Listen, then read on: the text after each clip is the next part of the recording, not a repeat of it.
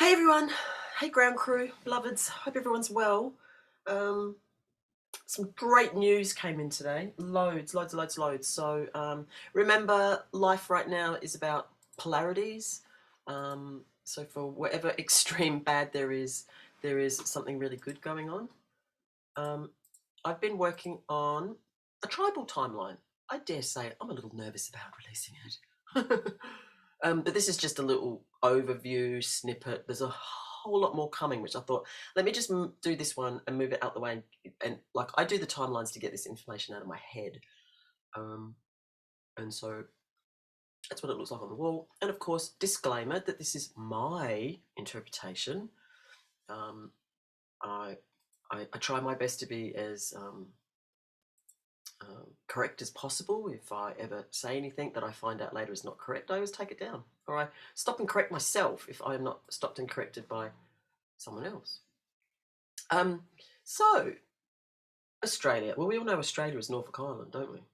And if you don't, you need to go have a look at Justinian deception and go digest all of Romilly's videos, and then that will help you comprehend what the name of this country is. And so Gondwana is mentioned, and I believe, I'm told from my elders, that Gondwana is a version of the earth, but all of the land, of all the earth, all connected.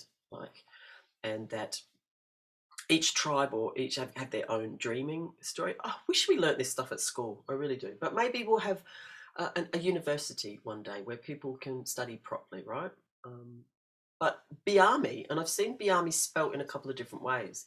So Biami is our New South Wales tribe's creator of all things. I have heard Yahweh be mentioned as well, whereas the Central Desert tribe's Wapida is their creator being. So each will have slightly different stories.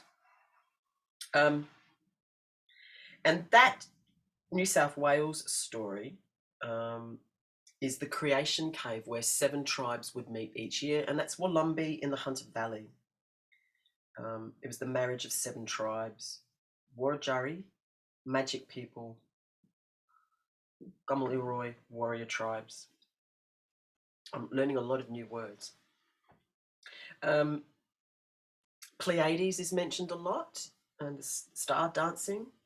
And, for a long time, I believed, or I was led to believe, that the creation of all men came from Africa, right? But it's not. It's actually from Australia, and Australia is the Garden of Eden. It's the promised land. We're a very special country, and that's probably why what's going on is going on. But we must remember that first in time is best in law. That is a maxim of law. The Taringa stones, the sky ancestors, and we were sort of led to believe Wapira created Jukupa. We are Pilapa, individual part of spirit within the creation. We were led to believe at school that we were 6,000 years old, but we're more along the lines of like 40 to 120,000 years old. And you did see the skulls that were reported, that were discovered in Australia, which changed the whole of history. Because the Denisovan and the DNA coding is from our tribal, our custodians, which is amazing. So yeah, Wapida is the Central Desert mob. 1066, the UK was conquered by William the Conqueror. Like, I think one of the kings had his head chopped off and he took over. But we must also look at the term, the Doctrine of Tenure, right? Now, the Portuguese Spanish naval came here first, like white people, right? And took possession of the land. And so King Philip III had sent out Pedro Fernandez de Quiros, and he called Australia of the Holy Spirit.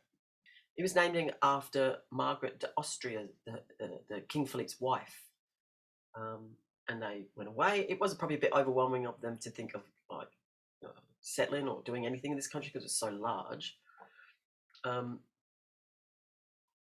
And then the Dutch came in 1606. Willem Janszoon, maybe it's like Jans, like the bubbles.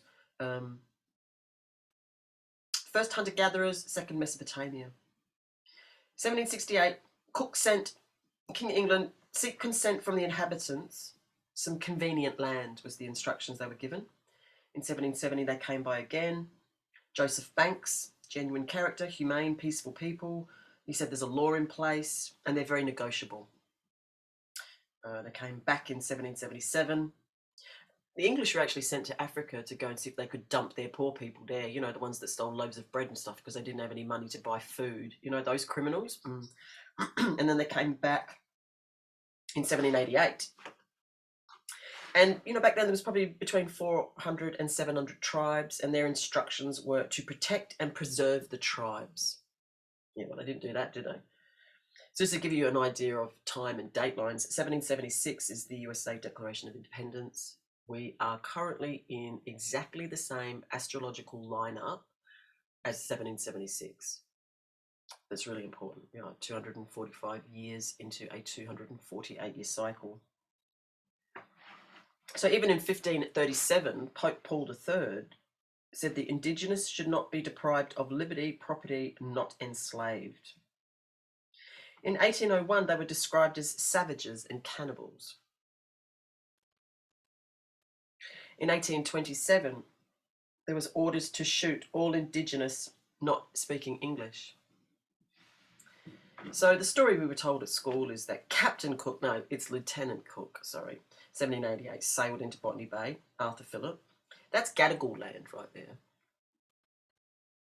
1790. I think, well, the English sort of went round and, you know, plundered and raped and pillaged and stole, didn't it, for everyone. And then they went to New Zealand and they couldn't beat the Maoris. So they were like, oh, okay, well, here you go. You can have sovereignty. Here you go. You can have equal equity with the Crown and that. And that's the Ngāpuhi. So they're the North Island of... and 1835, the Declaration of Independence, is a really important document. 1840, Tiratuti, Treaty of Waitangi, the tribes with equity. That trust there is massive. The Maori people own the equity on the New Zealand Trust. King and Queen of Spain and Prince Andrew sit as trustees on that trust, and the IMF Bank and all the World Banks borrow the money from the New Zealand Trust. That is first light. And I think the reason why they chose New Zealand and Australia is because of a clause called the Sunset Clause. So banking can only happen during daylight hours. And so between the east and west coast of Australia, you've got an extra 3 hours of banking. So, you know, this country was occupied by tribespeople and it was never ceded.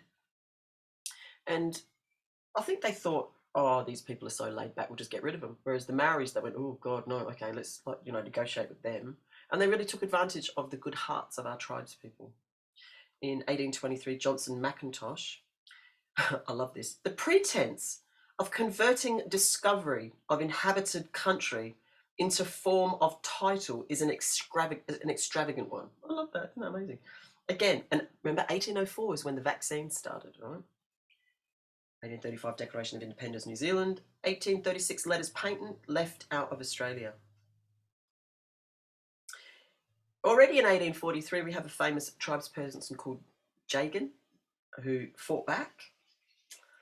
In 1855, Queen Victoria took the seals of the land, indeed, to all the states, not the Commonwealth, to the individual states. 1874, the Postal Union took over the world via Hawaii by promising to deliver everyone their mail for 2 cents a letter, and then 350 countries signed up. In 1859, they had what's called the Native Police. Essentially, it was Queensland and New South Wales. Queensland and New South Wales actually separated at that time, and so they were using what's called Native Police just to go around and like behead them, kill them, and they are considered flora and fauna in our constitution. So it turns out that they knew that our tribespeople had genuine claim to land, right?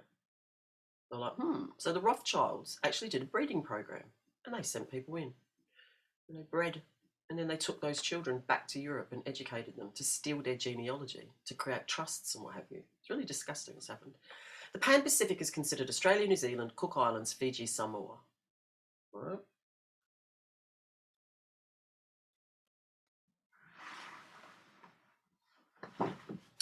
So, where are we? Federation, all right?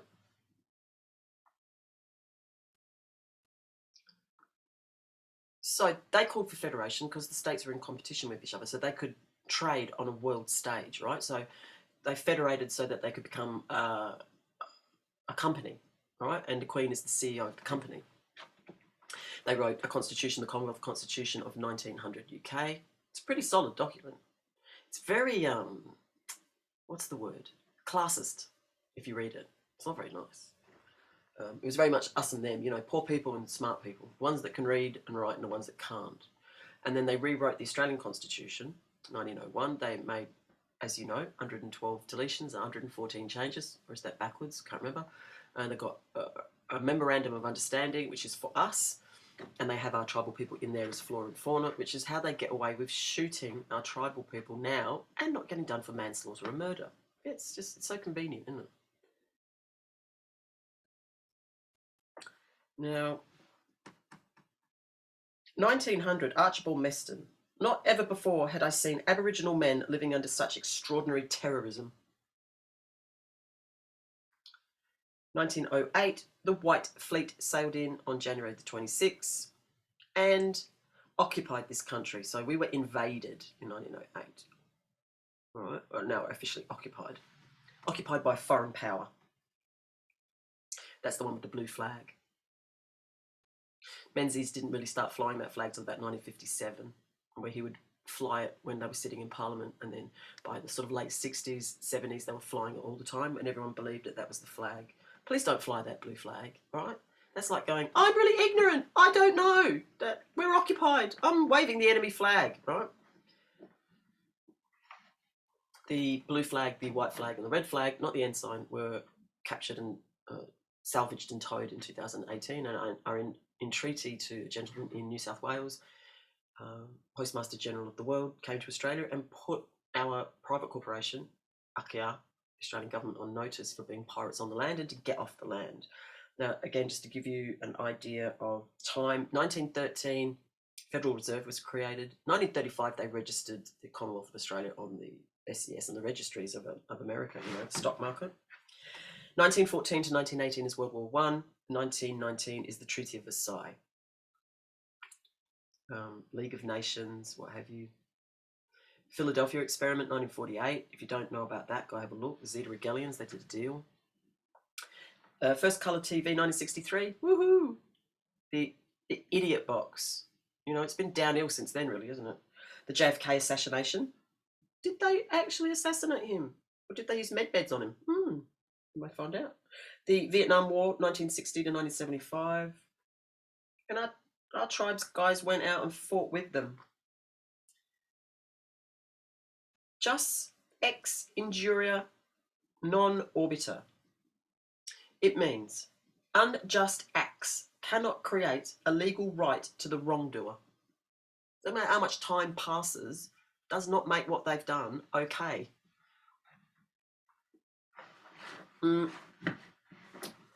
Let's see, 1920. The eugenics, okay, so they started taking skulls off our tribesmen, and some ended up in England and all over the place, and you know they really fought to get those skulls back. 1939, 1945, World War II.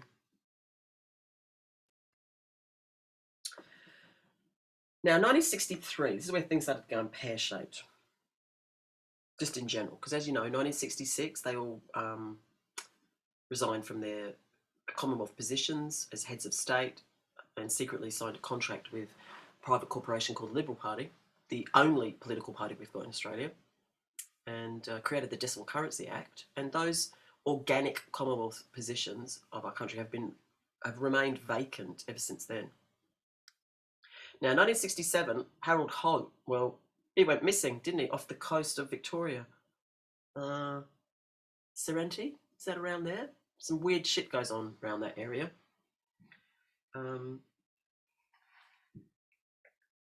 Yes, not displaced by statute. Unjust war equals genocide. Assassination is crimes against humanity. So JFK could not stop the wars, no control of the banks. created the League of Nations, and that started in Australia. 1963. So already they sold the land of the Yolngu people to Nabalco without permission or compensation. And that did eventually go to court. They said native title is not part of Australian law. Maralinga, which is in South Australia, that's about 1963 that started. They let off 12 nuclear bombs, 7 normal bombs, whatever that is, and 10,000 barrels of uranium are still up there. And they did what's called the walkout test. So where they let those bombs off, they would take tribespeople, drive them into the very centre where the bomb went off, drop them on the ground, right, give them no water or food or anything, barefoot, and let them start to walk out. And when they dropped dead, that was the measurement of how toxic that bomb was. So they put food and water on the edge of the walkout zone. Just incredible. 1966, 200 Gurindji stockmen, they at Wave Hill Station, they went out on strike because they wanted equal pay to the white fella. They did 7 years strike. So that's 1967. 66, I beg your pardon. 1967, one of the referendums went through in Australia for the people, and I think they asked them whether they wanted black fella and white fella to have equal vote, and it was a resounding 90.2% that everyone said yes. And they went, oh, God, no, we're not having that. All right, how do we get rid of referendum? Oh, I know. Let's create another constitution. Yeah, okay, that's a good idea. Let's deface the seal to the High Court. Yeah, brilliant. And let's just rewrite all the legislation. Okay, cool. Yeah, let's do that. League of Nations then transpired into the United Nations, which was quite good back then. All right, again, think of polarities. For there is equal good, there is equal bad. The UN right now is not very good, is it? Now, as a kind of kickback to what was going on with them resigning and then doing the decimal currency and all this nonsense they were doing, they created a tent embassy, right? 1972, outside of Parliament House. They actually duplicated the government back then. They were building. They'd spent all this money, private money, all right, took that money and built their own little Satan's nest in Canberra, so they could do a little ritual, like the Parliament House in Canberra. Disgusting place, right? And they created a tent embassy, and they stayed there, right, till 92. And in 92, they gave them permanent embassy. Now, an embassy can only be created if you're overseas, right, you go to your local embassy of where you're from. So you can only have an embassy in a place where they're not from there. But our tribespeople are from here, so they kind of mocked them by giving them an embassy. They should have actually given them a permanent parliament, right? Like the Ngāpuhi people got their own parliament and their own universities and stuff. But it's just been trickery and fraud the whole way, non-stop. It's still going on. But I will reveal that slowly, not in this one. I'm just going to go through some things. Embassy. Oh, so in 1981, right? 1979. Oh, Co versus Commonwealth. 1973, the Unit-Lima Agreement. That's when they defaced the royal seal. And then Gough Whitlam, right, with Vincent Minjori. He said, here you go, here's your land back. And he passed him a handful of sand and poured it into his sand. What a piss take. All right. McMahon Land Rights rejecting granting traditional owners a 50-year lease excluding all minerals and forests. So they were just taking stuff. Opium versus Nabalco, like that. Remember, they took that land off the Yolngu people. They took them to court, and then they said, "Oh yeah, no, you're not having it." Basically, because by then they'd created their own court, so they could sort of do what they want, really. 1981 is reconciliation, right? Oh, our government are being really nice to our tribes, but yeah, no, they're not. They're mocking them and creating things like the Land Council, and then they created fake tribes. Right. There is one space in particular that they started at, and that is quite significant right now in this present day. And I started just mapping all the massacres, right? It blew my mind apart, really. So we did reconciliation, the creation of the New South Wales Land Council, native title. So basically what that was is they just paid a lot of tribespeople off. Okay, there you go, take money. I'm like, oh, okay. So there was quite a lot that sold out and took money and just sort of agreed with them. And there is a lot that did not. But this is an international issue. This cannot be dealt with within this country, all right? Sovereignty, I don't really like this word very much, and I would beg everyone to really consider their use of language moving forward, because of course we know that language is a spell, spelling, cursive is spells. David Wynne Miller had cursive writing removed from high schools in America in maybe in the 90s sometime. I've forgotten at this moment. The missing link to any kind of research is the Port Nicholson block deed of purchase. So if you want to do any research, go have a look at that. That ties everything together. Common law, yeah, international.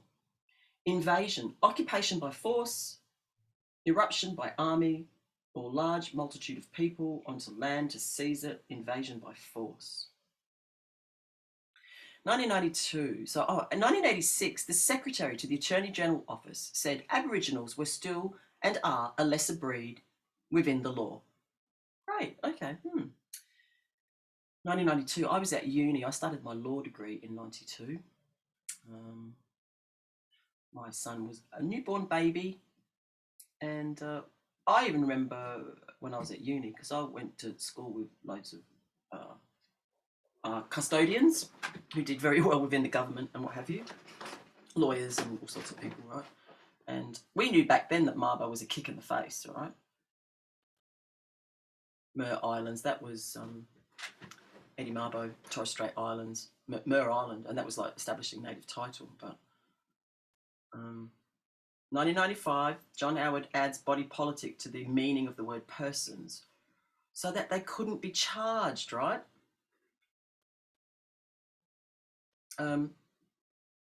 1981, the Land Council Federation, down here, native title.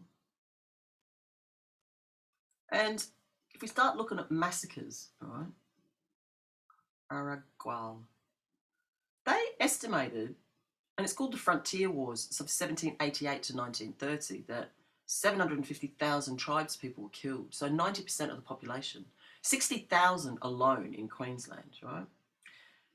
So these are names of massacres, which you can look any of them up, do your own research. Blackwater, Tasmania, 1824 to 1831, 1,000 were slaughtered. Pinjarra, Western Australia, 1835. Appin, New South Wales, 1816, 30 were beheaded, 30 of our tribes were beheaded. Coniston, Northern Territory, 1928.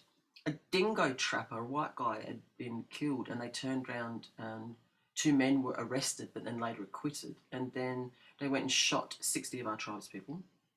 Kilcoy and Whiteside, Queensland, 1824 to 1847, 150. They poisoned the flour with strychnine. I think 8 white people were also killed during that time. Hornet Bank, 1857, 500 people slaughtered. Skull Hole, 1800s, 200 slaughtered. One Tree Hill, 1914, I don't have a number for that. Hunting, 1824 to 1830. That was the average amount of people that were killed. So from 1824, 20 were being killed, and then by 1830, the average was 259 a year. And they brought in flu, measles, TB, VD, whooping cough, smallpox, and pretty much rape by genocide. Now, human rights are non-derogable. Right to life, free of torture, inhumane, degrading treatment, punishment, free from slavery. It's pretty simple, really.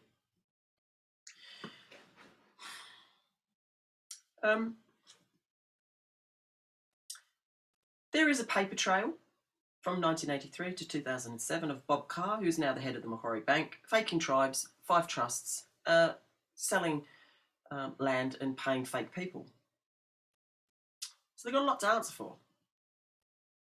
In 2000, John Howard said, "We recognise that this land and its waters were settled as colonies without treaty or consent." All right, well, what's happened? We're now 2021. Now, the OSTF was created in around about 2009, and it was really, so it stands for the Original Sovereign Tribal Federation, and it was for the tribes that were not part of Native Title and Land Council to be represented. And it was created by Juggamurra, Gary Simon, Uncle Dougie Williams, and Mark McMurtry. and they were representing around about 369 tribes. Now, there's a big fat story around this that will be coming out really soon. In 2010, Jagamara and Uncle Dougie were established as, being the custodians of this land. They paperwork from the Queen. They even crossed the floor to New Zealand. So New Zealand is a really important part of us, and that's to do with the 1830, 35 Declaration of Independence, and also the 1993 Te Tura Wanoa Māori Māori Land Act. There's also an amended Act of 95. We are currently under the Labour Code section 43. And so New Zealand has suffered a similar thing in that the Waitangi took the money and the Ngāpuhi didn't. So there's this real clear delineation between those who are in bed with the bad people and those who refuse to get into bed with the bad people. Like, pretty simple. Juggo left and Uncle Dougie left OSTF around about 2010, 2011, and OSTF has been managed predominantly by Mark McMurtry ever since. That's a whole other kettle of fish I'll get into another time. But turns out that that map that gets floated around by the government, of the tribes, that coloured map, that really, pretty one, that was created by a guy called David Horton in 1995, when in actual fact, the correct maps, remember, they faked the tribes and they faked everything. They could look like they were doing something, but they weren't really. All right. Norman Tyndale created a parish map. Now, if you own land or house or whatever, I would beg you to go and research the parish maps to understand what the true boundaries and lines are, especially because Torrens title and all this stuff. And I'm fighting a parking fine, right? Stupid, lame stuff. I'm just having a joke, writing back and forward, right? They've just sent me another one, doubled it. And at the bottom of it said, if you don't pay, we're going to give you an aid to fines payment. And if you don't pay that, then we're going to come and seize your land and your assets and your car and sell them. What? For a $50 parking fine? What? Now, in 1897, they created this horrific piece of legislation called the Aboriginal Protection and Restriction of Sale of Opium Act. And that lasted all the way to 1939 and back into 1970. And it was coined living under the Act, and basically it controlled everything around them. I mean, just disgusting. Just Coben's norms. Now, our tribes have the highest rate of young suicide in our young men, in our young tribal men, right? We've got the highest rate of women in jail in our tribeswomen. We've got 7 times more higher mental health problems. And every family generally goes to between 2 and 10 funerals a year. They are 2% of our total population, yet 29% of total incarcerated. And I know we have been deliberately raised not knowing any truth about our tribes, and many probably even tribal people aren't too sure either, because they were all, the stolen generation, and still just ridiculous amount of DCP taking kids. It really just has to stop. Stop. Anyway, there's that one. So, they call this Terra Australis, right? It was called Van Diemen's Land for a little while, and then when they settled New South Wales, it was called New Wales, and then it was all erupted up out of the Wastelands Act. So then they created South Australia, and then when South Australia hit the map, they called that New South Wales first, and then went, oh no, let's call that South Australia, and then it became New South Wales, and then they parcelled out Queensland from that, and then from there it kind of went, they cut it in half, Western Australia, and then Victoria sprung up, and so on and so forth, then the gold rushes and all that. But it was no longer a colony, and it was like free settlement, so people were like piling in like the gold rushes and all that sort of stuff. I've decided I don't like the term Terra Australis, because they've used that name to hijack the waters. Like, if you go to ASIC registry, Terra Australis is everywhere, right? So maybe Australis, we could do Australis, that could work, maybe, I don't know. Anyway, there's loads more info coming, so that's just the first bit, right? So I would ask you to start maybe looking at it. And I think we can only move forward together. Rule of law, all are equal before the law. It's not, oh, you're original, you're not, you're this, you're not. You know, like, can we stop that divisive language? And while we're on to language, I don't like the term sovereign. There's a couple of reasons why. Sovereignty. Well, it's supposed to be like independent. I mean, the only sovereign is the Queen, really, and we're subjects, really, if you want to look at it like that. And yeah, are our people sovereign? Well, no, because they've got divine right, or they've got what's called common law, customary law, and rights. So you're first, no? But it's not like they want to take over the whole country or anything. They just want to be heard and treated humanely. They're starving them right now. There are in Gonia, and there's tribes up in Northern Territory and up west out back. They're literally starving them. They are locking up food. One of the elders told me the other day, he rang me, we're having a little chat, and he said, yeah, 2017, and this is like Alice Springs up left, up that way, right? He said there were crisscross, like chemtrails going over. And he said the next day, all of the kangaroo were dead, all of the goanna were dead, all of the turkey were dead. Like every single animal was dead. They couldn't eat because their staple was turkey up there. And I said, has it happened again, or is that like a one-off? Because it hasn't happened bad like that. There's still chemtrails going over, but they've got uranium or arsenic or something. They've got something really, really bad in their water, in their tap water. Like they're poisoning them. I want to get rid of them because they're the only ones who've got claim to the land. And the jab, well, that turns you into a transhuman, so you're not technically human anymore. Right? So just really stand your ground right now. Good things are coming. Stay strong, stay focused. Be careful what you choose to focus on. You know, we've got these polarities going on right now, and there's a lot of potential fear stuff going around, but there's also a flip side to that. And so, you know, if you're in a state of fear, you can't create. And so we need people to create right now. So I hope that was it a little bit. Yep, Watangi versus Ngāpuhi. So I will be bringing more info forward, and hope